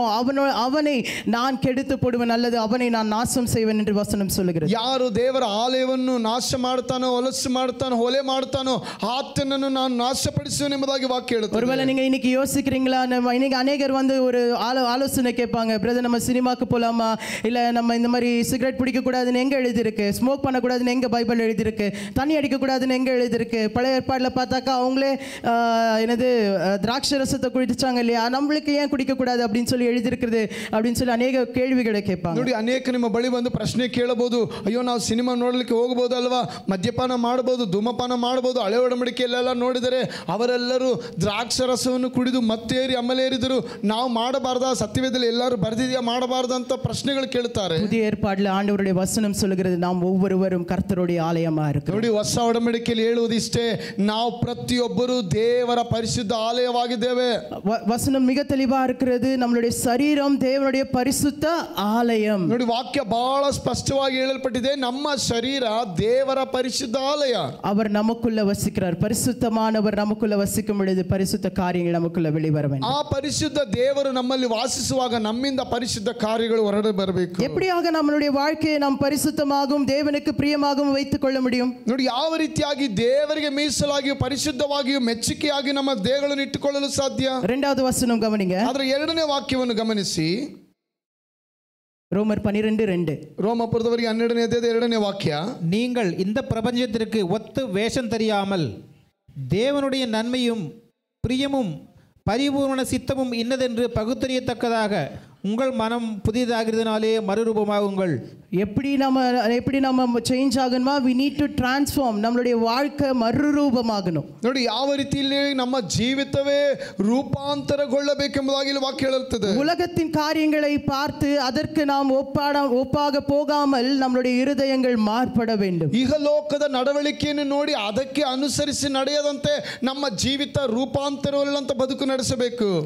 நம்மளுடைய மனசு, நமக்குள்ள இருக்கிறதான ஆலோசனை, சிந்தைகள் அதெல்லாவற்றையும் நாம் மாற்றி இருக்கணும் அப்படின்னு சொல்லி தேவனுடைய வசனம் சொல்லுகிறது. ನಮ್ಮ ಮನಸ್ಸಿನಲ್ಲಿ ಇರುವಂತ ಎಲ್ಲ ಆಲೋಚನೆಗಳನ್ನು, ಚಿಂತೆಗಳನ್ನು, ಯೋಚನೆಗಳು ಎಲ್ಲ ಬದಲಾಗಬೇಕೆಂಬುದಾಗಿ ವಾಕ್ಯ ಹೇಳುತ್ತದೆ. உலகம் என்று சொல்லும் பொழுது அது சாத்தானுடைய ராஜ்யம். ನೋಡಿ, ಲೋಕ ಎಂಬುದಾಗಿ ಹೇಳುವಾಗ ಅದು ಸೈತಾನ ರಾಜ್ಯವಾಗಿದೆ. அவனுக்குள்ள இருக்கிறதான கிரியைகள், அவனுக்கு பிரியப்பட்டதான காரியங்கள், அதுதான் இந்த உலகத்துல நடந்துட்டு இருக்கு. ನೋಡಿ, ಆತನ ಬಯಸುವ ಹಾಗೆ ಆತನ ಕ್ರಿಯೆಗಳು ಮಾತ್ರವೇ ಈ ಲೋಕದಲ್ಲಿ ನಡೆಯುತ್ತಿರುವಂತದ್ದು. இல்லையா? நம்ம அப்படிதானே பார்க்கிறோம். உலகத்துல நடக்கிறதான ஒவ்வொரு காரியங்களையும் நாம் கவனித்து பார்க்கும் பொழுது இது ஆண்டவருக்கு பிரியமான காரியமா அப்படின்னு சொல்லி நம்ம யோசிக்கிறோம்ல. ನೋಡಿ, ಈ ಲೋಕದಲ್ಲಿ ನಡೆಯುವಂತ ಘಟನೆಗಳು, ಸಂಗತಿಗಳು, ಆಗುತ್ತಿರುವಂತ ಜೀವಿತ ಶೈಲಿ ನೋಡುವುದಾದ್ರೆ ಅಯ್ಯೋ ಇದೆಲ್ಲ ದೇವರ ಚಿತ್ತವಾ, ದೇವರು ಈ ರೀತಿ ಮಾಡ್ತಾರೆ ಎಂಬುದಾಗಿ ಪ್ರಶ್ನೆ ಕೇಳ್ತೇವೆ. முக்கியமான 3 காரியங்களை நாம் சாத்தானுடைய ராஜ்யத்தில் அல்லது அவனுக்கு பிரியமான காரியத்தை பார்க்கிறோம். ಮುಖ್ಯವಾಗಿ 3 ಸಂಗತಿಗಳನ್ನು ಸೈತಾನ ರಾಜ್ಯದಲ್ಲಿ ಆತನಿಗೆ ಇಷ್ಟವಾಗಿರುವಂತ ಕಾರ್ಯಗಳನ್ನು ನಾವು ನೋಡಲು ಸಾಧ್ಯ. 1 சரீரத்தின் ஆசை, இச்சைகள். 1 ಶರೀರದ ಆಸೆಗಳು. 2வது கண்ணின் இச்சைகள். 2ನೇದಾಗಿ ಕಣ್ಣಿನ ಆಸೆ. 3வது தன்னுடைய ஜீவனை குறித்ததான ஒரு பெருமை. ನೋಡಿ, 3ನೇದಾಗಿ ಬದುಕು ಬಾಳಿನ ಡಂಬ, ಒಂದು ಅಹಂಭಾವ, ಗರ್ವ. இது நான் சொல்லலங்க, தேவனுடைய வசனம் சொல்லுது. ನೋಡಿ, ಇದು ನಾನು ಹೇಳುವಂತದ್ದಲ್ಲ, ದೇವರ ವಾಕ್ಯ ಹೇಳುವಂತದ್ದು. நீங்க வேணும்னா 1 யோவான் 2வது அதிகாரம் 15 16வது வசனத்தை கவனித்து வாசிங்களேன். ನೀವು ಬೇಕಾದ್ರೆ 1 ಯೋಹಾನನು 2ನೇ ಅಧ್ಯಾಯದ 15 16ನೇ ವಾಕ್ಯಗಳನ್ನು ಓದಿ ಗಮನಿಸಿ. ಅಲ್ಲ, பார்க்கும்பொழுது இந்த 3 விஷயத்தை குறித்து நாம் பார்க்கலாம். சரீரத்துடைய இச்சைகளும், கண்ணினுடைய இச்சைகளும், தன்னுடைய ஜீவனை குறித்ததான பெருமையும் குறித்து நாம் கவனித்து பார்க்கலாம். ನೋಡಿ, ಅಲ್ಲಿ 1 ಯೋಹಾನ 2:16 ನೋಡ್ತೇವೆ. ಲೋಕದಲ್ಲಿರುವಂತಹ ಶರೀರದ ಆಸೆ, ಕಣ್ಣಿನ ಆಸೆ, ಬದುಕು ಬಾಳಿನ ಡಂಬ ಎಂಬುದಾಗಿರುವಂತಹ 3 ಸಂಗತಿಗಳು ನಾವು ಕಾಣುತ್ತೇವೆ. ஒரு தடவை அந்த வசனம் மட்டும் வாசிங்க. 1 யோவான் 2வது அதிகாரம் 15 16வது வசனம். உலகத்தில் உள்ளவைகளிலும் அன்பு கூறாதீர்கள். உலகத்தில் இருக்கிறவர்கள் மேலும் உலகத்தையும் நீங்கள் அன்பு கூறாதீர்கள். ஏன்? உலகத்தில் என்ன இருக்கு? அடுத்த வசனம் சொல்லுது. ಲೋಕವನ್ನಾಗಲಿ ಲೋಕದಲ್ಲಿರುವವಗಳನ್ನಾಗಲಿ ಪ್ರೀತಿಸಬೇಡ್ರಿ, ಯಾಕೆಂದರೆ ಲೋಕದಲ್ಲಿ ಏನು ಉಂಟೆಂಬುದಾಗಿ ಮುಂದಿನ ವಾಕ್ಯ ಹೇಳುತ್ತದೆ. ஒருவன் உலகத்தில் அன்பு கூர்ந்தால் அவனிடத்தில் பிதாவின் அன்பில்லை. ஏனெனில் மாம்சத்தின் இச்சையும் கண்களின் இச்சையும் ஜீவனத்தின் பெருமையுமாகிய உலகத்தில் உள்ளவையெல்லாம் இப்பிதாவினிடத்தில் உண்டானவைகள் அல்ல, அவைகள் உலகத்தில் உண்டானவைகள். பாருங்க, உலகத்திலிருந்து உண்டாகின காரியங்கள் 3 காரியங்கள்: சரீரத்தின் இச்சைகளும், கண்ணின் இச்சைகளும், நம்முடைய ஜீவனை குறித்ததான பெருமை. ನೋಡಿ, ಲೋಕದಿಂದ ಉಂಟಾದಂತ ಸಂಗತಿಗಳು, ಕಣ್ಣಿನ ಆಸೆ, ಶರೀರದ ಆಸೆ, ಬದುಕು ಬಾಳಿನ ಡಂಬ, ಇದೆಲ್ಲ ಲೋಕದಿಂದ ಬಂದಿರುವ ಕಾರ್ಯಗಳು. பக்கத்துல இருக்கிறவங்களை கொஞ்சம் தட்டி கேளுங்க, உங்களுக்கு இந்த 3 காரியங்கள் உங்களுடைய வாழ்க்கையில இருக்கா? ನೋಡಿ, ಪಕ್ಕದಲ್ಲಿರೋವನ್ನು ತಟ್ಟಿ ಕೇಳಿರಿ, ಇವು 3 ಸಂಗತಿಯಲ್ಲಿ ಯಾವುದಾದ್ರೂ ನಿಮ್ಮ ಜೀವಿತದಲ್ಲಿ ಉಂಟಾ? சரீரத்தின் ஆசை இருக்கா? ಶರೀರದ ಆಸೆ ಏನಾದ್ರೂ ಇದೆಯಾ? உங்களுக்கு கண்ணிನ இச்சைகள் ஏதாவது இருக்கா? ಇನ್ನು ಕಣ್ಣಿನ ಆಸೆ ತುಂಬಿಕೊಂಡಿದೆಯಾ? உங்களுடைய வாழ்க்கையை குறித்து நீங்க ரொம்ப பெருமையா கர்வமா பேசுறீங்களா? ಓ, ನಿಮ್ಮ ಜೀವಿತ ಬದುಕನ್ನು ಕುರಿತು ಡಂಬವಾಗಿ ಗರ್ವದಿಂದ ಹೇಳಿಕೊಳ್ಳುತ್ತಿದ್ದೀರಾ? அப்பனா சொல்லுங்க, பிரதர் சிஸ்டர் உஷாரா இருங்க. ಆಗಿದ್ರೆ ಹೇಳಿ, ಸಹೋದರ ಸಹೋದರಿ ಎಚ್ಚರಿಕೆಯಿಂದ ಇರಿ. நீங்க எங்க போயிட்டு இருக்கீங்க? ನೀವು ಎಲ್ಲಿ ಹೋಗ್ತಾ ಇದ್ದೀರಾ? எங்க போயிட்டு இருக்கீங்க? ಯಾವ ಕಡೆ ಹೋಗ್ತಾ ಇದ್ದೀರಾ? நேரா சத்ரு சாத்தானுடைய ராஜ்யத்துக்கு போயிட்டு இருக்கோம். ನೀವು ನೇರವಾಗಿ ಸೈತಾನ ರಾಜ್ಯ ಕಡೆ ಹೋಗ್ತಾ ಇದ್ದೀರಾ. வசனம் சொல்லுகிறது, இது யாவதும் இது எதுவும் பிதாவினிடத்திலிருந்து உண்டானவைகள் அல்ல. ನೋಡಿ, ಬಹಳ ಸ್ಪಷ್ಟವಾಗಿ ವಾಕ್ಯ ಹೇಳ್ತಿದೆ, ಯಾವುದು ತಂದೆಯಿಂದ ಬಂದ ಕಾರ್ಯವಲ್ಲ. ஆண்டவரிடத்திலிருந்து வந்தது எல்லாமே வேறுபட்டதான பரிசுத்தமான வாழ்க்கை. ಓ, ದೇವರಿಂದ ಬಂದಂತದೆಲ್ಲ ಪ್ರತ್ಯೇಕಿಸಲ್ಪಟ್ಟಿದ್ದು, ಒಂದು ರೂಪಾಂತರಗೊಂಡಂತ ಪರಿಶುದ್ಧವಾದಂತಹ ಜೀವಿತ ಕಾರ್ಯಗಳು. வேகமா ஒரு காரியம் சொல்லி போகிறேன். மத்தேயு எழுதின சுவிசேஷம் 4வது அதிகாரத்தில் பார்க்கும் பொழுது ஆண்டவராகிய இயேசு கிறிஸ்து இப்படிப்பட்டதான 3 சோதனைகளுக்கு உட்பட்டதை நாம் பார்க்கிறோம். ನೋಡಿ, ಬೇಗನೆ ಒಂದು ವಿಷಯವನ್ನು ಹೇಳಿ ನಾನು ಮುಂದೆ ಸಾಗುತ್ತೇನೆ. ಮತ್ತಾಯನ ಬರೆದ ಸುವಾರ್ತೆ 4ನೇ ಅಧ್ಯಾಯದಲ್ಲಿ ಯೇಸು ಸ್ವಾಮಿ ಜೀವಿತದಲ್ಲಿ ಬಂದಂತ ಶೋಧನೆಯ ಭಾಗಗಳು 4 ಕಾರ್ಯಗಳಲ್ಲಿ ನೋಡಲು ಸಾಧ್ಯ. 4வது அதிகாரம் 4வது வசனம் சொல்லுகிறது, இந்த கல்லை நீ ரொட்டியாக மாற்றி நீ தின்னலாம் இல்லையா, சாப்பிடலாம் இல்லையா அப்படின்னு கேட்கிறான் சத்ரு. ನೋಡಿ, 4ನೇ ಅಧ್ಯಾಯದ 4ನೇ ವಾಕ್ಯಗಳಿಂದ ನಾವು ನೋಡ್ತೇವೆ, ಸೈತಾನು ಯೇಸು ಸ್ವಾಮಿ ಬಳಿ ಕೇಳ್ತಾನೆ, ನೀನು ಈ ಕಲ್ಲನ್ನು ರೊಟ್ಟಿಯಾಗಿ ಮಾಡಿ ನೀವು ತಿನ್ನಬಹುದಲ್ಲ ಎಂಬುದಾಗಿ ಕೇಳುತ್ತಾನೆ. ಅದು முதலாவது சரீரத்தினுடைய இச்சை. ನೋಡಿ, ಅದು ಮೊದಲಾಗಿ ಎರಡನೇದಾಗಿ ಶರೀರದ ಆಸೆ ಕುರಿತು. அவனுடைய உடம்புக்கு சாப்பாடு கொடுக்கணும். ನೋಡಿ ಶರೀರಕ್ಕೆ ಆಹಾರ ಬೇಕು. கொஞ்ச நேரம் நல்லா தூங்கலாமே, ಸ್ವಲ್ಪ ಹೊತ್ತು ವಿಶ್ರಮಿಸಿಕೊಳ್ಳಬಹುದು, கொஞ்ச நேரம் நம்ம வெளியே போயிட்டு வரலாமே, ಸ್ವಲ್ಪ ಹೊತ್ತು ಹೊರಗಡೆ ಸುತ್ತಾಡಬಹುದು, கொஞ்ச நேரம் இந்த சரீரத்துக்கு தேவையான ஒரு இன்பத்தை கொடுக்கலாமே, ಸ್ವಲ್ಪ ಹೊತ್ತು ಈ ಶರೀರಕ್ಕೆ ಬೇಕಾದಂತ ಸುಖವನ್ನು ಕೊಡಬಹುದು. ஆண்டவருக்கு இந்த சோதனை வரும்போது வார்த்தையின் மூலமாக ஜெயித்தார். ಈ ಯೇಸು ಸ್ವಾಮಿಗೆ ಇಂತಹ ಶೋಧನೆಗಳು ಬರುವಾಗ ವಾಕ್ಯದಿಂದ ಆತನನ್ನು ಜಯಿಸಿದರು. இரண்டாவது காரியம், ஒரு பெரிய ஆலயத்தின் மீதாக கொண்டு போய் வைத்து ஆண்டவராக இயேசு கிறிஸ்துக்கு சொல்றது, இங்கிருந்து நீ தாழ குளிக்கும் பொழுது தூதர்கள் உன்னை கரங்களில் ஏந்தி கொள்வார்கள் என்று எழுதியிருக்கிறதே, நீங்கள் அப்படி செய்யும் அப்படின்னு சொல்றாரு. ನೋಡಿ, ಎರಡನೇದಾಗಿ ಸೈತಾನ್ ಯೇಸು ಸ್ವಾಮಿ ಬಳಿ ಹೇಳ್ತಾನೆ, ಒಂದು ಪರ್ವತದ ಮೇಲೆ ದೇವಾಲಯದ ಶಿಖರದ ಮೇಲೆ ಕೊಂಡೋಗಿ ಇಲ್ಲಿಂದ ನೀವು ಧುಮುಕಿರಿ, ಯೆಹೋವನು ಹೇಳಿರುವ ಮಾತು ದೇವದೂತನಿನ ಕೈಗಳಲ್ಲಿ ಹೊತ್ತುಕೊಳ್ಳುವರಲ್ಲ, ನೀವು ಹಾಗೆ ಮಾಡ್ರಿ ಎಂಬುದಾಗಿ ಹೇಳ್ತಾನೆ. அவருடைய வாழ்க்கையின் பெருமை. ನೋಡಿ, ಈತನ ಜೀವನದ ಡಂಬ பாருங்க, நான் அங்க இருந்து குதிக்கிறேன், ஆனா என்னை யாரும் தொட முடியாது. நான் ஒரு வார்த்தை சொன்ன போதும் தூதர்கள் கீழே வந்து என்னை பிடிச்சுப்பாங்க. ನೋಡಿ, ನಾನು ಇಲ್ಲಿಂದ ಧುಮುಕಿದರೆ ನನಗೆ ಏನು ಆಗೋದಿಲ್ಲ,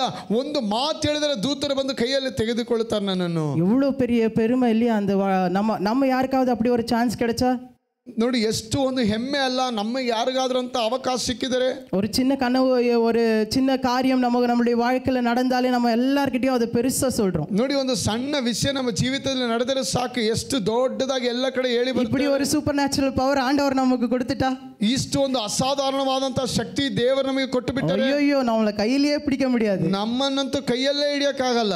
ஆண்டவர் அதையும் ஜெயித்தார். ದೇವರು ಅದನ್ನೂ ಸಹ ಗೆದ್ದನು. மூன்றாவது காரியம், அவன் உலகத்தில் இருக்கிறதான எல்லா ராஜ்யங்களையும் காண்பித்தான் ஆண்டவராக இயேசு கிறிஸ்து. ನೋಡಿ, ಮೂರನೇದಾಗಿ ಯೇಸು ಸ್ವಾಮಿಗೆ ಸೈತಾನನು ಮುಂದೆ ಕಾಣುವಂತ ಎಲ್ಲಾ ರಾಜ್ಯವನ್ನು ಲೋಕವನ್ನು ಆತನು ತೋರಿಸಿಕೊಟ್ಟನು. நீ என்னை ஆராதித்தால் இதை உனக்கு தருவேன், ನೀನ್ ನನಗೆ ಸಾಷ್ಟಾಂಗ ನಮಸ್ಕಾರ ಮಾಡ್ರೆ ಇದೆಲ್ಲ ನಿನಗೆ ಕೊಡುತ್ತೇನೆ. கண்ணினுடைய ஆசை. ನೋಡಿ, ಕಣ್ಣಿನ ಆಸೆ. தேவனுடைய பிள்ளைகளை, இந்த மூன்று காரியத்துக்கு எத்தனை பேர் நாம் விழுந்து போகிறோம்? ದೇವರ ಮಕ್ಕಳೇ, ಈ ಮೂರು ಸಂಗತಿಗಳಲ್ಲಿ ನಮ್ಮಲ್ಲಿ ಎಷ್ಟು ಜನ ಬಿದ್ದು ಹೋಗುತ್ತೇವೆ? இந்த கேள்வியோடு உங்களுக்கு ஆலோசனையை விட்டு நான் முன்னாடி சொல்கிறேன். ಈ ಪ್ರಶ್ನೆಯೊಡನೆ ನಿಮ್ಮ ಬಳಿ ಬಿಟ್ಟು ನಾನು ನನ್ನ ಮುಂದೆ ಸಾಗುತ್ತೇನೆ. நம்ம கவனித்து பார்க்கிறது 12வது அதிகாரத்தில் நாம் கவனித்து பார்க்கும் பொழுது நம்மளுடைய இருதயத்தையும் நம்முடைய மனசையும் நாம் மறுரூபமாக்க வேண்டும் என்று வேதம் எழுதியிருக்கிறது. ನೋಡಿ, ರೋಮಪುರದವರಿಗೆ 12ನೇ ಅಧ್ಯಾಯದಲ್ಲಿ ನಾವು ನೋಡ್ತೇವೆ, 2ನೇ ವಾಕ್ಯದಲ್ಲಿ, ನೂತನ ಮನಸ್ಸು ಹೊಂದಿಕೊಂಡವರಾಗಿ ನಮ್ಮ ಹೃದಯವನ್ನು ನಮ್ಮ ಮನಸ್ಸನ್ನು ನಾವು ಬದಲಾಯಿಸಿ ರೂಪಾಂತರಪಡಿಸುವವರಾಗಿರಬೇಕು. தேவனுடைய வசனம் இன்னொரு இடத்துல சொல்கிறது, மார்க் எழுதின சுவிசேஷம் 7வது அதிகாரம் 21வது வசனம் 22வது வசனம், மார்க் எழுதின சுவிசேஷம் 12வது அதிகாரம் 30வது வசனம். இந்த வசனம் எல்லாம் நமக்கு சொல்லுகிறது, எல்லா ಕೆಟ್ಟ ಯೋಚನೆಗಳು நம்மளுடைய ಮನಸ್ಸಿலிருந்து வருகிறது என்று சொல்கிறது. ನೋಡಿ, ಮಾರ್ಕನು ಬರೆದ ಸುವಾರ್ತೆ 7ನೇ ಅಧ್ಯಾಯದ 20-21 ವಾಕ್ಯಗಳು ಮತ್ತೆ 12ನೇ ಅಧ್ಯಾಯದಲ್ಲಿ ಸಹ ಈ ಲೋಕದ ಸಂಗತಿಗಳೆಲ್ಲ ನಮ್ಮ ಮನಸ್ಸಿನಲ್ಲಿ ಬರುವಂತ ಕಾರ್ಯಗಳು ಲೋಕದ ಸಂಗತಿಗಳಾಗಿದೆ ಎಂಬುದಾಗಿ ಹೇಳುತ್ತದೆ. இந்த வசனங்களெல்லாம் நீங்க வீட்டில் போய் தியானித்து நீங்க வசனத்தை மீண்டும் படிங்க, ஆவியானவர் உங்களுக்கு கண்டிப்பாக நிச்சயமாக அதை விளக்கி கொடுப்பார். ಈ ಮಾರ್ಕನ ಸುವಾರ್ತೆ 7:20ರಿಂದ ಮತ್ತೆ 12ನೇ ಅಧ್ಯಾಯದ 30ನೇ ವಾಕ್ಯದಿಂದ ನೀವು ಮನೆಗೆ ಹೋದ್ರಿ, ದೇವರ ಈ ಕಾರ್ಯಗಳ ಮೇಲೆ ಆತ ನಿಮಗೆ ವಿವರವನ್ನು ತಿಳಿಸಿಪಡಿಸುವನು. இந்த 12வது அதிகாரத்தில் பவுல் சொல்கிறார், உங்களுடைய வாழ்க்கையை பரிசுத்தமாகவும் தேவனுக்கு பிரியமாகவும் அவர் விரும்புகிறதான ಜೀವ ಬಲಿಯಾಗಿ ಅರ್ಪಣೆಗಳು. ನೋಡಿ, ಈ ವಾಕ್ಯ 12ನೇ ಅಧ್ಯಾಯದ 1ನೇ ವಾಕ್ಯ ರೋಮಪುರದಲ್ಲಿ ಹೇಳುತ್ತದೆ, ನೀವು ನಿಮ್ಮ ದೇಹಗಳನ್ನು ದೇವರಿಗೆ ಮೀಸಲಾಗಿಯೂ ಮೆಚ್ಚುಗೆಯುಳ್ಳದಾಗಿಯೂ ಸಜೀವ ಯಜ್ಞವಾಗಿ ಅರ್ಪಿಸಿ ಎಂಬುದಾಗಿ. அப்படி என்றால் நம்முடைய இருதயத்தை நாம் மாற்றிக்கொள்ள வேண்டும். ಹಾಗಿದ್ದರೆ ನಮ್ಮ ಹೃದಯವನ್ನು ನಾವು ಬದಲಾಯಿಸಿಕೊಳ್ಳಬೇಕು, நம்முடைய இருதயத்தை மறுரூபமாக்க வேண்டும், ನಮ್ಮ ಮನಸ್ಸನ್ನು ನೂತನಪಡಿಸಿಕೊಳ್ಳಬೇಕು. அதே அதிகாரம் 9வது வசனத்தில் நீங்க இருந்து கவனித்து பார்க்கும் பொழுது சில பிரின்சிபல்ஸ் பவுல் நமக்கு கொடுக்கிறாரு. ನೋಡಿ, ಅದೇ ಅಧ್ಯಾಯದ 9ನೇ ವಾಕ್ಯದಿಂದ ನೀವು ನೋಡುವುದಾದ್ರೆ ಕೆಲವು ಆಜ್ಞೆಗಳನ್ನು, ಕೆಲವು ಕಾರ್ಯಗಳು ನಮಗೆ ಪೌಲನು ತಿಳಿಸುತ್ತಾನೆ. கிறிஸ்துவோட வாழ்க்கையில இப்படி இருக்கணும், இப்படி எல்லாம் நடக்கணும் அப்படின்னு சொல்லி சில பிரின்சிபல்ஸ் நமக்கு கொடுக்கறாங்க. ನೋಡಿ, ಕ್ರೈಸ್ತ ಜೀವಿತದಲ್ಲಿ ಈ ರೀತಿಯಾಗಿ ನಡೆಯಬೇಕು, ಬದುಕಬೇಕೆಂಬುದಾಗಿರುವಂತಹ ಕೆಲವು ತತ್ವಗಳನ್ನು ಇಲ್ಲಿ ಪೌಲನು ಕೊಡುತ್ತಾನೆ. அதுல முதலாவது அடிக்கிறது எதுக்கு? அன்பு. ನೋಡಿ, ಅದರಲ್ಲಿ ಮೊದಲನೆಯದಾಗಿ ಹೊಡೆಯುವ ಮಾತೇನು? ಪ್ರೀತಿ ಕುರಿತಾಗಿ. நாம் அங்க ವಾಸಿக்கிறது ಇಂಗ್ಲಿಷ್ல இப்படியாக எழுதிருக்கு, let love be without hypocrisy. ನೋಡಿ, ಅದು ಆಂಗ್ಲದಲ್ಲಿ ಇಂಗ್ಲಿಷಲ್ಲಿ ಈ ರೀತಿಯಾಗಿ ಬರೆಯಲ್ಪಟ್ಟಿದೆ, ನಿಮ್ಮ ಪ್ರೀತಿ ನಿಷ್ಕಪಟವಾಗಿರಲಿ ಎಂಬುದಾಗಿ. உங்களுடைய அன்பு கலக்கம் இல்லாமல் இருக்கிறதான ஒரு அன்பா இருக்கட்டும். ನೋಡಿ, ನಿಮ್ಮ ಪ್ರೀತಿಯು ಯಾವ ರೀತಿಯ ಒಂದು ಕಲಸದೆ ಇರುವಂತದಾಗಿ ನಿಷ್ಕಪಟದಾಗಿರಬೇಕು. 10வது வசனத்துல மீண்டும் சொல்லுகிறது, உங்களுடைய சகோதரர்களை நீர் அன்பு செய்து அவர்களை கனப்படுத்துங்கள் என்று சொல்லியிருக்கு. 10ನೇ ವಾಕ್ಯ ಹೇಳ್ತದೆ, ಕ್ರೈಸ್ತ ಸಹೋದರ ಅಣ್ಣ ತಮ್ಮಂದಿರೆಂದು ಒಬ್ಬರೊಬ್ಬರು ಪ್ರೀತಿಸಿ ಮಾನ ಮರ್ಯಾದೆ ತೋರಿಸಿದಲ್ಲಿ ಒಬ್ಬರಿಗೊಬ್ಬರು ಮುಂದಾಗಿರಿ ಎಂಬುದಾಗಿ ಹೇಳ್ತದೆ. ಅದಕ್ಕೆ பிறகு சொல்லுகிறது, ஆவியில நீங்கள் அனலோடு கூட இருங்கள். ನೋಡಿ, ನಂತರ ಹೇಳುವಂತದ್ದು, ನೀವು ಪರಿಶುದ್ಧಾತ್ಮದಲ್ಲಿ ನೀವು ಉರಿಯುಳ್ಳವರಾಗಿ ಬೆಂಕಿಯಿಂದ கர்த்தருடைய ஊழியத்தை ஊழியத்தை நீங்கள் அசட்டையா எடுக்காதீர்கள். ಕರ್ತನ ಸೇವೆಯನ್ನು ಯಾರು ಅಸಡ್ಡೆಯಾಗಿ ತೆಗೆದುಕೊಳ್ಳಬಾರದು. ஏதாவது நீங்கள் கர்த்தருக்கு செய்கிறீர்களானா அதை என்னமோ ஏதோ செய்யணும்ன்றதுக்காக செய்யாதீங்க. இருதயத்தின் முழுவதுமாக ஒரு விருப்பத்தோடு மன விருப்பத்தோடு ஆண்டவருடைய ஊழியத்தை செய்ய ஆரம்பிங்க. ದೇವರ ಸೇವೆ ಏನೋ ಕೆಲಸ ಮಾಡಬೇಕು, ಅಯ್ಯೋ ಇದು ಮಾಡಬೇಕಲ್ಲ ಎಂಬುದಾಗಿರುವಂತ ಬೇಸತ್ತೋಗಿ ಮಾಡದಂತೆ ದೇವರಿಗೋಸ್ಕರ ಎಂಬುದಾಗಿ ಆಸಕ್ತಿ ಉಳ್ಳವರಾಗಿ ಆ ಕಾರ್ಯಗಳನ್ನು ಮಾಡುವರಾಗಿ. உங்களுக்கு வருகிறதான உபத்திரவங்களை நீங்கள் பொறுமையோடு காத்துக்கொள்ளுங்கள். ನಿಮಗೆ ಬರುವಂತ ಉಪದ್ರವಗಳನ್ನು ಹಿಂಸೆಗಳನ್ನು ನೀವು ತಾಳ್ಮೆಯಿಂದ ಅದನ್ನು ಸ್ವೀಕರಿಸಿಕೊಳ್ಳಿರಿ. தீங்கு செய்யாமல் நீங்கள் நன்மை செய்யுங்கள் என்று வசனம் எழுதியிருக்கிறது. ಓ ನೀವು ಕೇಡಿಗೆ ಕೇಡ ಮಾಡದಂತೆ ನೀವು ಒಳ್ಳೆಯದನ್ನು ಮಾಡುವರಾಗಿರಿ ಎಂಬುದಾಗಿ ವಾಕ್ಯ ಹೇಳುತ್ತದೆ. உங்களை சபிக்கிறவர்களை ஆசீர்வதிங்கள் என்று எழுதியிருக்கிறது. ಓ ನಿಮ್ಮನ್ನು ಶಪಿಸುವವರನ್ನು ಅನುಗ್ರಹಿಸಿರಿ ಎಂಬುದಾಗಿ ವಾಕ್ಯ ಹೇಳುತ್ತದೆ. இந்த 12வது அதிகாரம் கடைசி வசனங்களை நாம் கவனித்து பார்ப்போமானால் அங்கே எழுதியிருக்கிற காரியம், உங்களுடைய சத்ருவில் யாராவது பசியோடு இருந்தா அவனுக்கு உணவு கொடுங்க, அல்லது தாகத்தோடு இருந்தா அவனுக்கு தண்ணி கொடுங்க அப்படின்னு சொல்லி எழுதியிருக்கு. ನೋಡಿ ಈ ಅಧ್ಯಾಯ ಮುಗಿಯುವಾಗ ಕೊನೆಯಲ್ಲಿ ಈ ರೀತಿಯಾಗಿ ಹೇಳ್ತದೆ, ನಿಮ್ಮ ವೈರಿಯು ಹಸಿದಿದ್ದರೆ ಅವನಿಗೆ ಆಹಾರ ಕೊಡಿರಿ, ಅವನು ದಾಹದಿಂದಿದ್ದರೆ ಆತನಿಗೆ ನೀರನ್ನು ಕೊಡಿರಿ ಎಂಬುದಾಗಿ ಹೇಳುತ್ತದೆ. இந்த ஒரே ஒரு காரியத்தை சொல்லி நான் முடிக்கிறேன். ಒಂದೇ ಒಂದು ವಿಷಯವನ್ನು ಹೇಳಿ ಮುಗಿಸುತ್ತೇನೆ. ಅನೇಕರು இந்த வசனத்தை எடுத்து நம்ம என்ன யோசிக்கிறோம் தெரியுமா? ಅನೇಕರು ನಾವು ಈ ವಾಕ್ಯಗಳನ್ನು ತೆಗೆದು ಏನು ಯೋಚಿಸ್ತೇವೆ ಗೊತ್ತಾ? விசேஷமாக இந்த 12வது அதிகாரம் கடைசி வசனத்துல எழுதியிருக்கிறத யோசிச்சு நம்ம என்ன யோசிக்கிறோம் தெரியுமா? ನೋಡಿ ವಿಶೇಷವಾಗಿ 12ನೇ ಅಧ್ಯಾಯದ ಕೊನೆಯ ವಾಕ್ಯವನ್ನು ಓದಿ ನಾವು ಏನು ಯೋಚನೆ ಮಾಡ್ತೇವೆ ಗೊತ್ತಾ? உனக்கு தீங்கு செய்கிறவங்களுக்கு நீ நல்லது செய்யு, ನಿನಗೆ ಕೆಟ್ಟತನ ಮಾಡುವವರಿಗೆ ನೀನು ಒಳ್ಳೆಯದನ್ನು ಮಾಡು. அப்ப அவன் தலையில என்ன வச்ச மாதிரி இருக்குமா? ಆತನ ತಲೆ ಮೇಲೆ ಏನಿಟ್ಟಾಗಿರುತ್ತದೆ? நெருப்பு வச்சது மாதிரி இருக்கும். ನೋಡಿ ಬೆಂಕಿಯ ಕೆಂಡಗಳನ್ನು ಇಟ್ಟ ಆಗಿರುತ್ತದೆ. நாம நன்மை செய்யறதுக்காக செய்யறோமோ இல்லையೋ மத்தவன் மேல நெருப்பு வைக்கணும்ன்றதுக்காக எல்லாத்தையுமே செய்வோம்ல. ನಾವು ಒಳ್ಳೇದು ಮಾಡೋದಕ್ಕೋಸ್ಕರ ಮಾಡ್ತೇವೋ ಇಲ್ಲವೋ ಅವನ ತಲೆ ಮೇಲೆ ಕೆಂಡ ಬರುತ್ತೆ ಅಂದ್ರೆ ಬೇಕಾದ್ರೆ ಒಳ್ಳೇದು ಮಾಡ್ತೇವೆ ಅಲ್ವೇ? கொஞ்ச நாளைக்கு முன்னாடி லில்லி ஆண்டி வந்தப்போ இந்த வசனம் சொன்ன, எனக்கு அப்பயும் இந்த ஆலோசனை இருந்தது. ನೋಡಿ ಸ್ವಲ್ಪ ದಿನಗಳ ಮುಂಚೆ ಲಿಲ್ಲಿ ಆಂಟಿ ಅವರು ಬಂದಾಗ ಅವರು ಹೇಳಿದಾಗಲೂ ಈ ಮಾತಿನ ನೆನಪಿಗೆ ಬಂತು. ಎಲ್ಲ ரொம்ப நல்லா இருக்கிறதான ஒரு வஸ்திரத்தை இன்னொருத்தருக்கு ஆண்டி கொடுத்ததா சொன்னாங்க. ನೋಡಿ ಚೆನ್ನಾಗಿರುವಂತ ಬಟ್ಟೆ ಮತ್ತೊಬ್ಬರಿಗೆ ಅವರು ಕೊಟ್ಟರು ಎಂಬುದಾಗಿ ಆಂಟಿ ಅವರು ಹೇಳಿದರು. அப்ப என்ன நினைக்கிறோம், அவங்க மேல நம்ம நெருப்பு வச்சிட்டோம். ಆಗ ಅವರು ಹೇಳಿದ್ದೇನು, ಅವರ ತಲೆ ಮೇಲೆ ಬೆಂಕಿ ಇಟ್ಟಿದ್ದೇವೆ. உண்மையான அன்பு இல்ல அது. ನೋಡಿ ಅದು ಯಥಾರ್ಥವಾದ ಪ್ರೀತಿ ಅಲ್ಲ. உண்மையா அவங்கள மன்னிக்கல, ಯಥಾರ್ಥವಾಗಿ ಅವರನ್ನು ಕ್ಷಮಿಸಲಿಲ್ಲ. உண்மையா கர்த்தருடைய சகோதரருடைய அன்பு அங்க நம்ம கொடுக்கல, மாயமான அன்பு நம்ம அங்க கொடுக்கல. ಯಥಾರ್ಥವಾದಂತ ಪ್ರೀತಿ ಕ್ಷಮಾಪಣೆ ನಾವು ಕೊಡಲಿಲ್ಲ, ಒಂದು ಮಾಯೆಯಾದಂತ ಪ್ರೀತಿ, ಒಂದು ಕಪಟವಾದಂತ ಕ್ಷಮೆ ಕೊಡುತ್ತಿದ್ದೇವೆ. ஆனா அங்க நாம செய்யறது என்னன்னா, அவனை எப்படியாவது ஒரு பனிஷ்மெண்ட் கொடுக்கணும். அவனுக்கு தப்பு பண்ணியிருக்கான், அவனுக்கு ஒரு தண்டனை கொடுக்கணும். ನಾವು ಯೋಚನೆ ಮಾಡೋದೆಲ್ಲ ಇಷ್ಟೇ, ಅವನು ತಪ್ಪು ಮಾಡಿದ್ದಾನೆ, ಆತನಿಗೆ ಶಿಕ್ಷೆ ಸಿಗಬೇಕೆಂಬುದಾಗಿರುವಂತ ಆಲೋಚನೆ. ಅನೇಕರು இந்த ವಚನத்தை எடுத்து அவங்க ಇಂಟರ್ಪ್ರೆಟ್ பண்ணும் பொழுதும் இது மாதிரி தான் தவறா ಇಂಟರ್ಪ್ರೆಟ್ பண்றாங்க. ನೋಡಿ ಅನೇಕರು ಈ ವಾಕ್ಯಗಳನ್ನು ತೆಗೆದು ಅವರು ವಿವರಿಸುವಾಗ ಇದೇ ರೀತಿ ತಪ್ಪಾದ ರೀತಿಯಲ್ಲಿ ವ್ಯಾಕರಿಸ್ತಾರೆ. ஆனா ஆண்டவருடைய வசனம் பவுல் அங்க எழுதி இருக்கிறது என்னன்னா, நீங்க என்னதான் உங்களுக்கு விரோதமா ஜனங்க செய்தாலும், என்ன காரியங்கள் செய்தாலும், தேவனுடைய பிள்ளைகளை நீங்க யாருன்றதை நீங்க தெரிஞ்சுக்கங்க, யாரோட பிள்ளைன்றதை தெரிஞ்சுக்கங்க, உனக்குள்ள இருக்கிறவர் யார் என்றதை தெரிஞ்சுக்கங்க. எபேசியர் 2வது அதிகாரம் 10வது வசனம் சொல்லுகிறது போல, நீங்கள் நற்கிரியை செய்வதற்கு மாத்திரம்தான் ஆண்டவரால் ಸೃಷ್ಟಿಸಲ್ಪಟ್ಟಿರುக்கிறீர்கள். ನೋಡಿ ಕೆಟ್ಟತನವನ್ನು ನಿಮಗೆ ಎಷ್ಟಾಗಿ ಮಾಡಲಿ, ನಿಮಗೆ ಎಷ್ಟೇ ಉಪದ್ರವಗಳು ಹಿಂಸೆಗಳನ್ನು ಮಾಡಲಿ, ಆದರೆ ನೀವು ಯಾರೆಂಬುದಾಗಿ ಮೊದಲು ತಿಳಿದುಕೊಳ್ಳಿರಿ. ಎಫೆಸದವರಿಗೆ ನಾವು ಓದಿದ ಹಾಗೆ 2ನೇ ಅಧ್ಯಾಯದ 10ನೇ ವಾಕ್ಯ, ನೀವು ಕ್ರಿಸ್ತ ಯೇಸುವಿನಲ್ಲಿ ಸೃಷ್ಟಿ ಮಾಡಲ್ಪಟ್ಟವರು, ಯಾತಕ್ಕಾಗಿ? ಸತ್ಕಾರ್ಯಗಳನ್ನು, ಒಳ್ಳೆ ಕಾರ್ಯಗಳನ್ನು ಮಾಡಲಿಕ್ಕೆ ಮಾತ್ರ ನಾವು ಉಂಟು ಮಾಡಲ್ಪಟ್ಟವರು. தண்டனை கொடுக்கணும்னு சொல்லி நீங்க அவங்களுக்கு பசியா இருக்கும்போது சாப்பாடு போடாதீங்க, தண்டனை கொடுக்கணும்னு சொல்லி அவங்களுக்கு தண்ணி கொடுக்காதீங்க, தண்டனை கொடுக்கணும்னு சொல்லி அவங்களுக்கு பிரியமானதை எதையும் செய்யாதீங்க.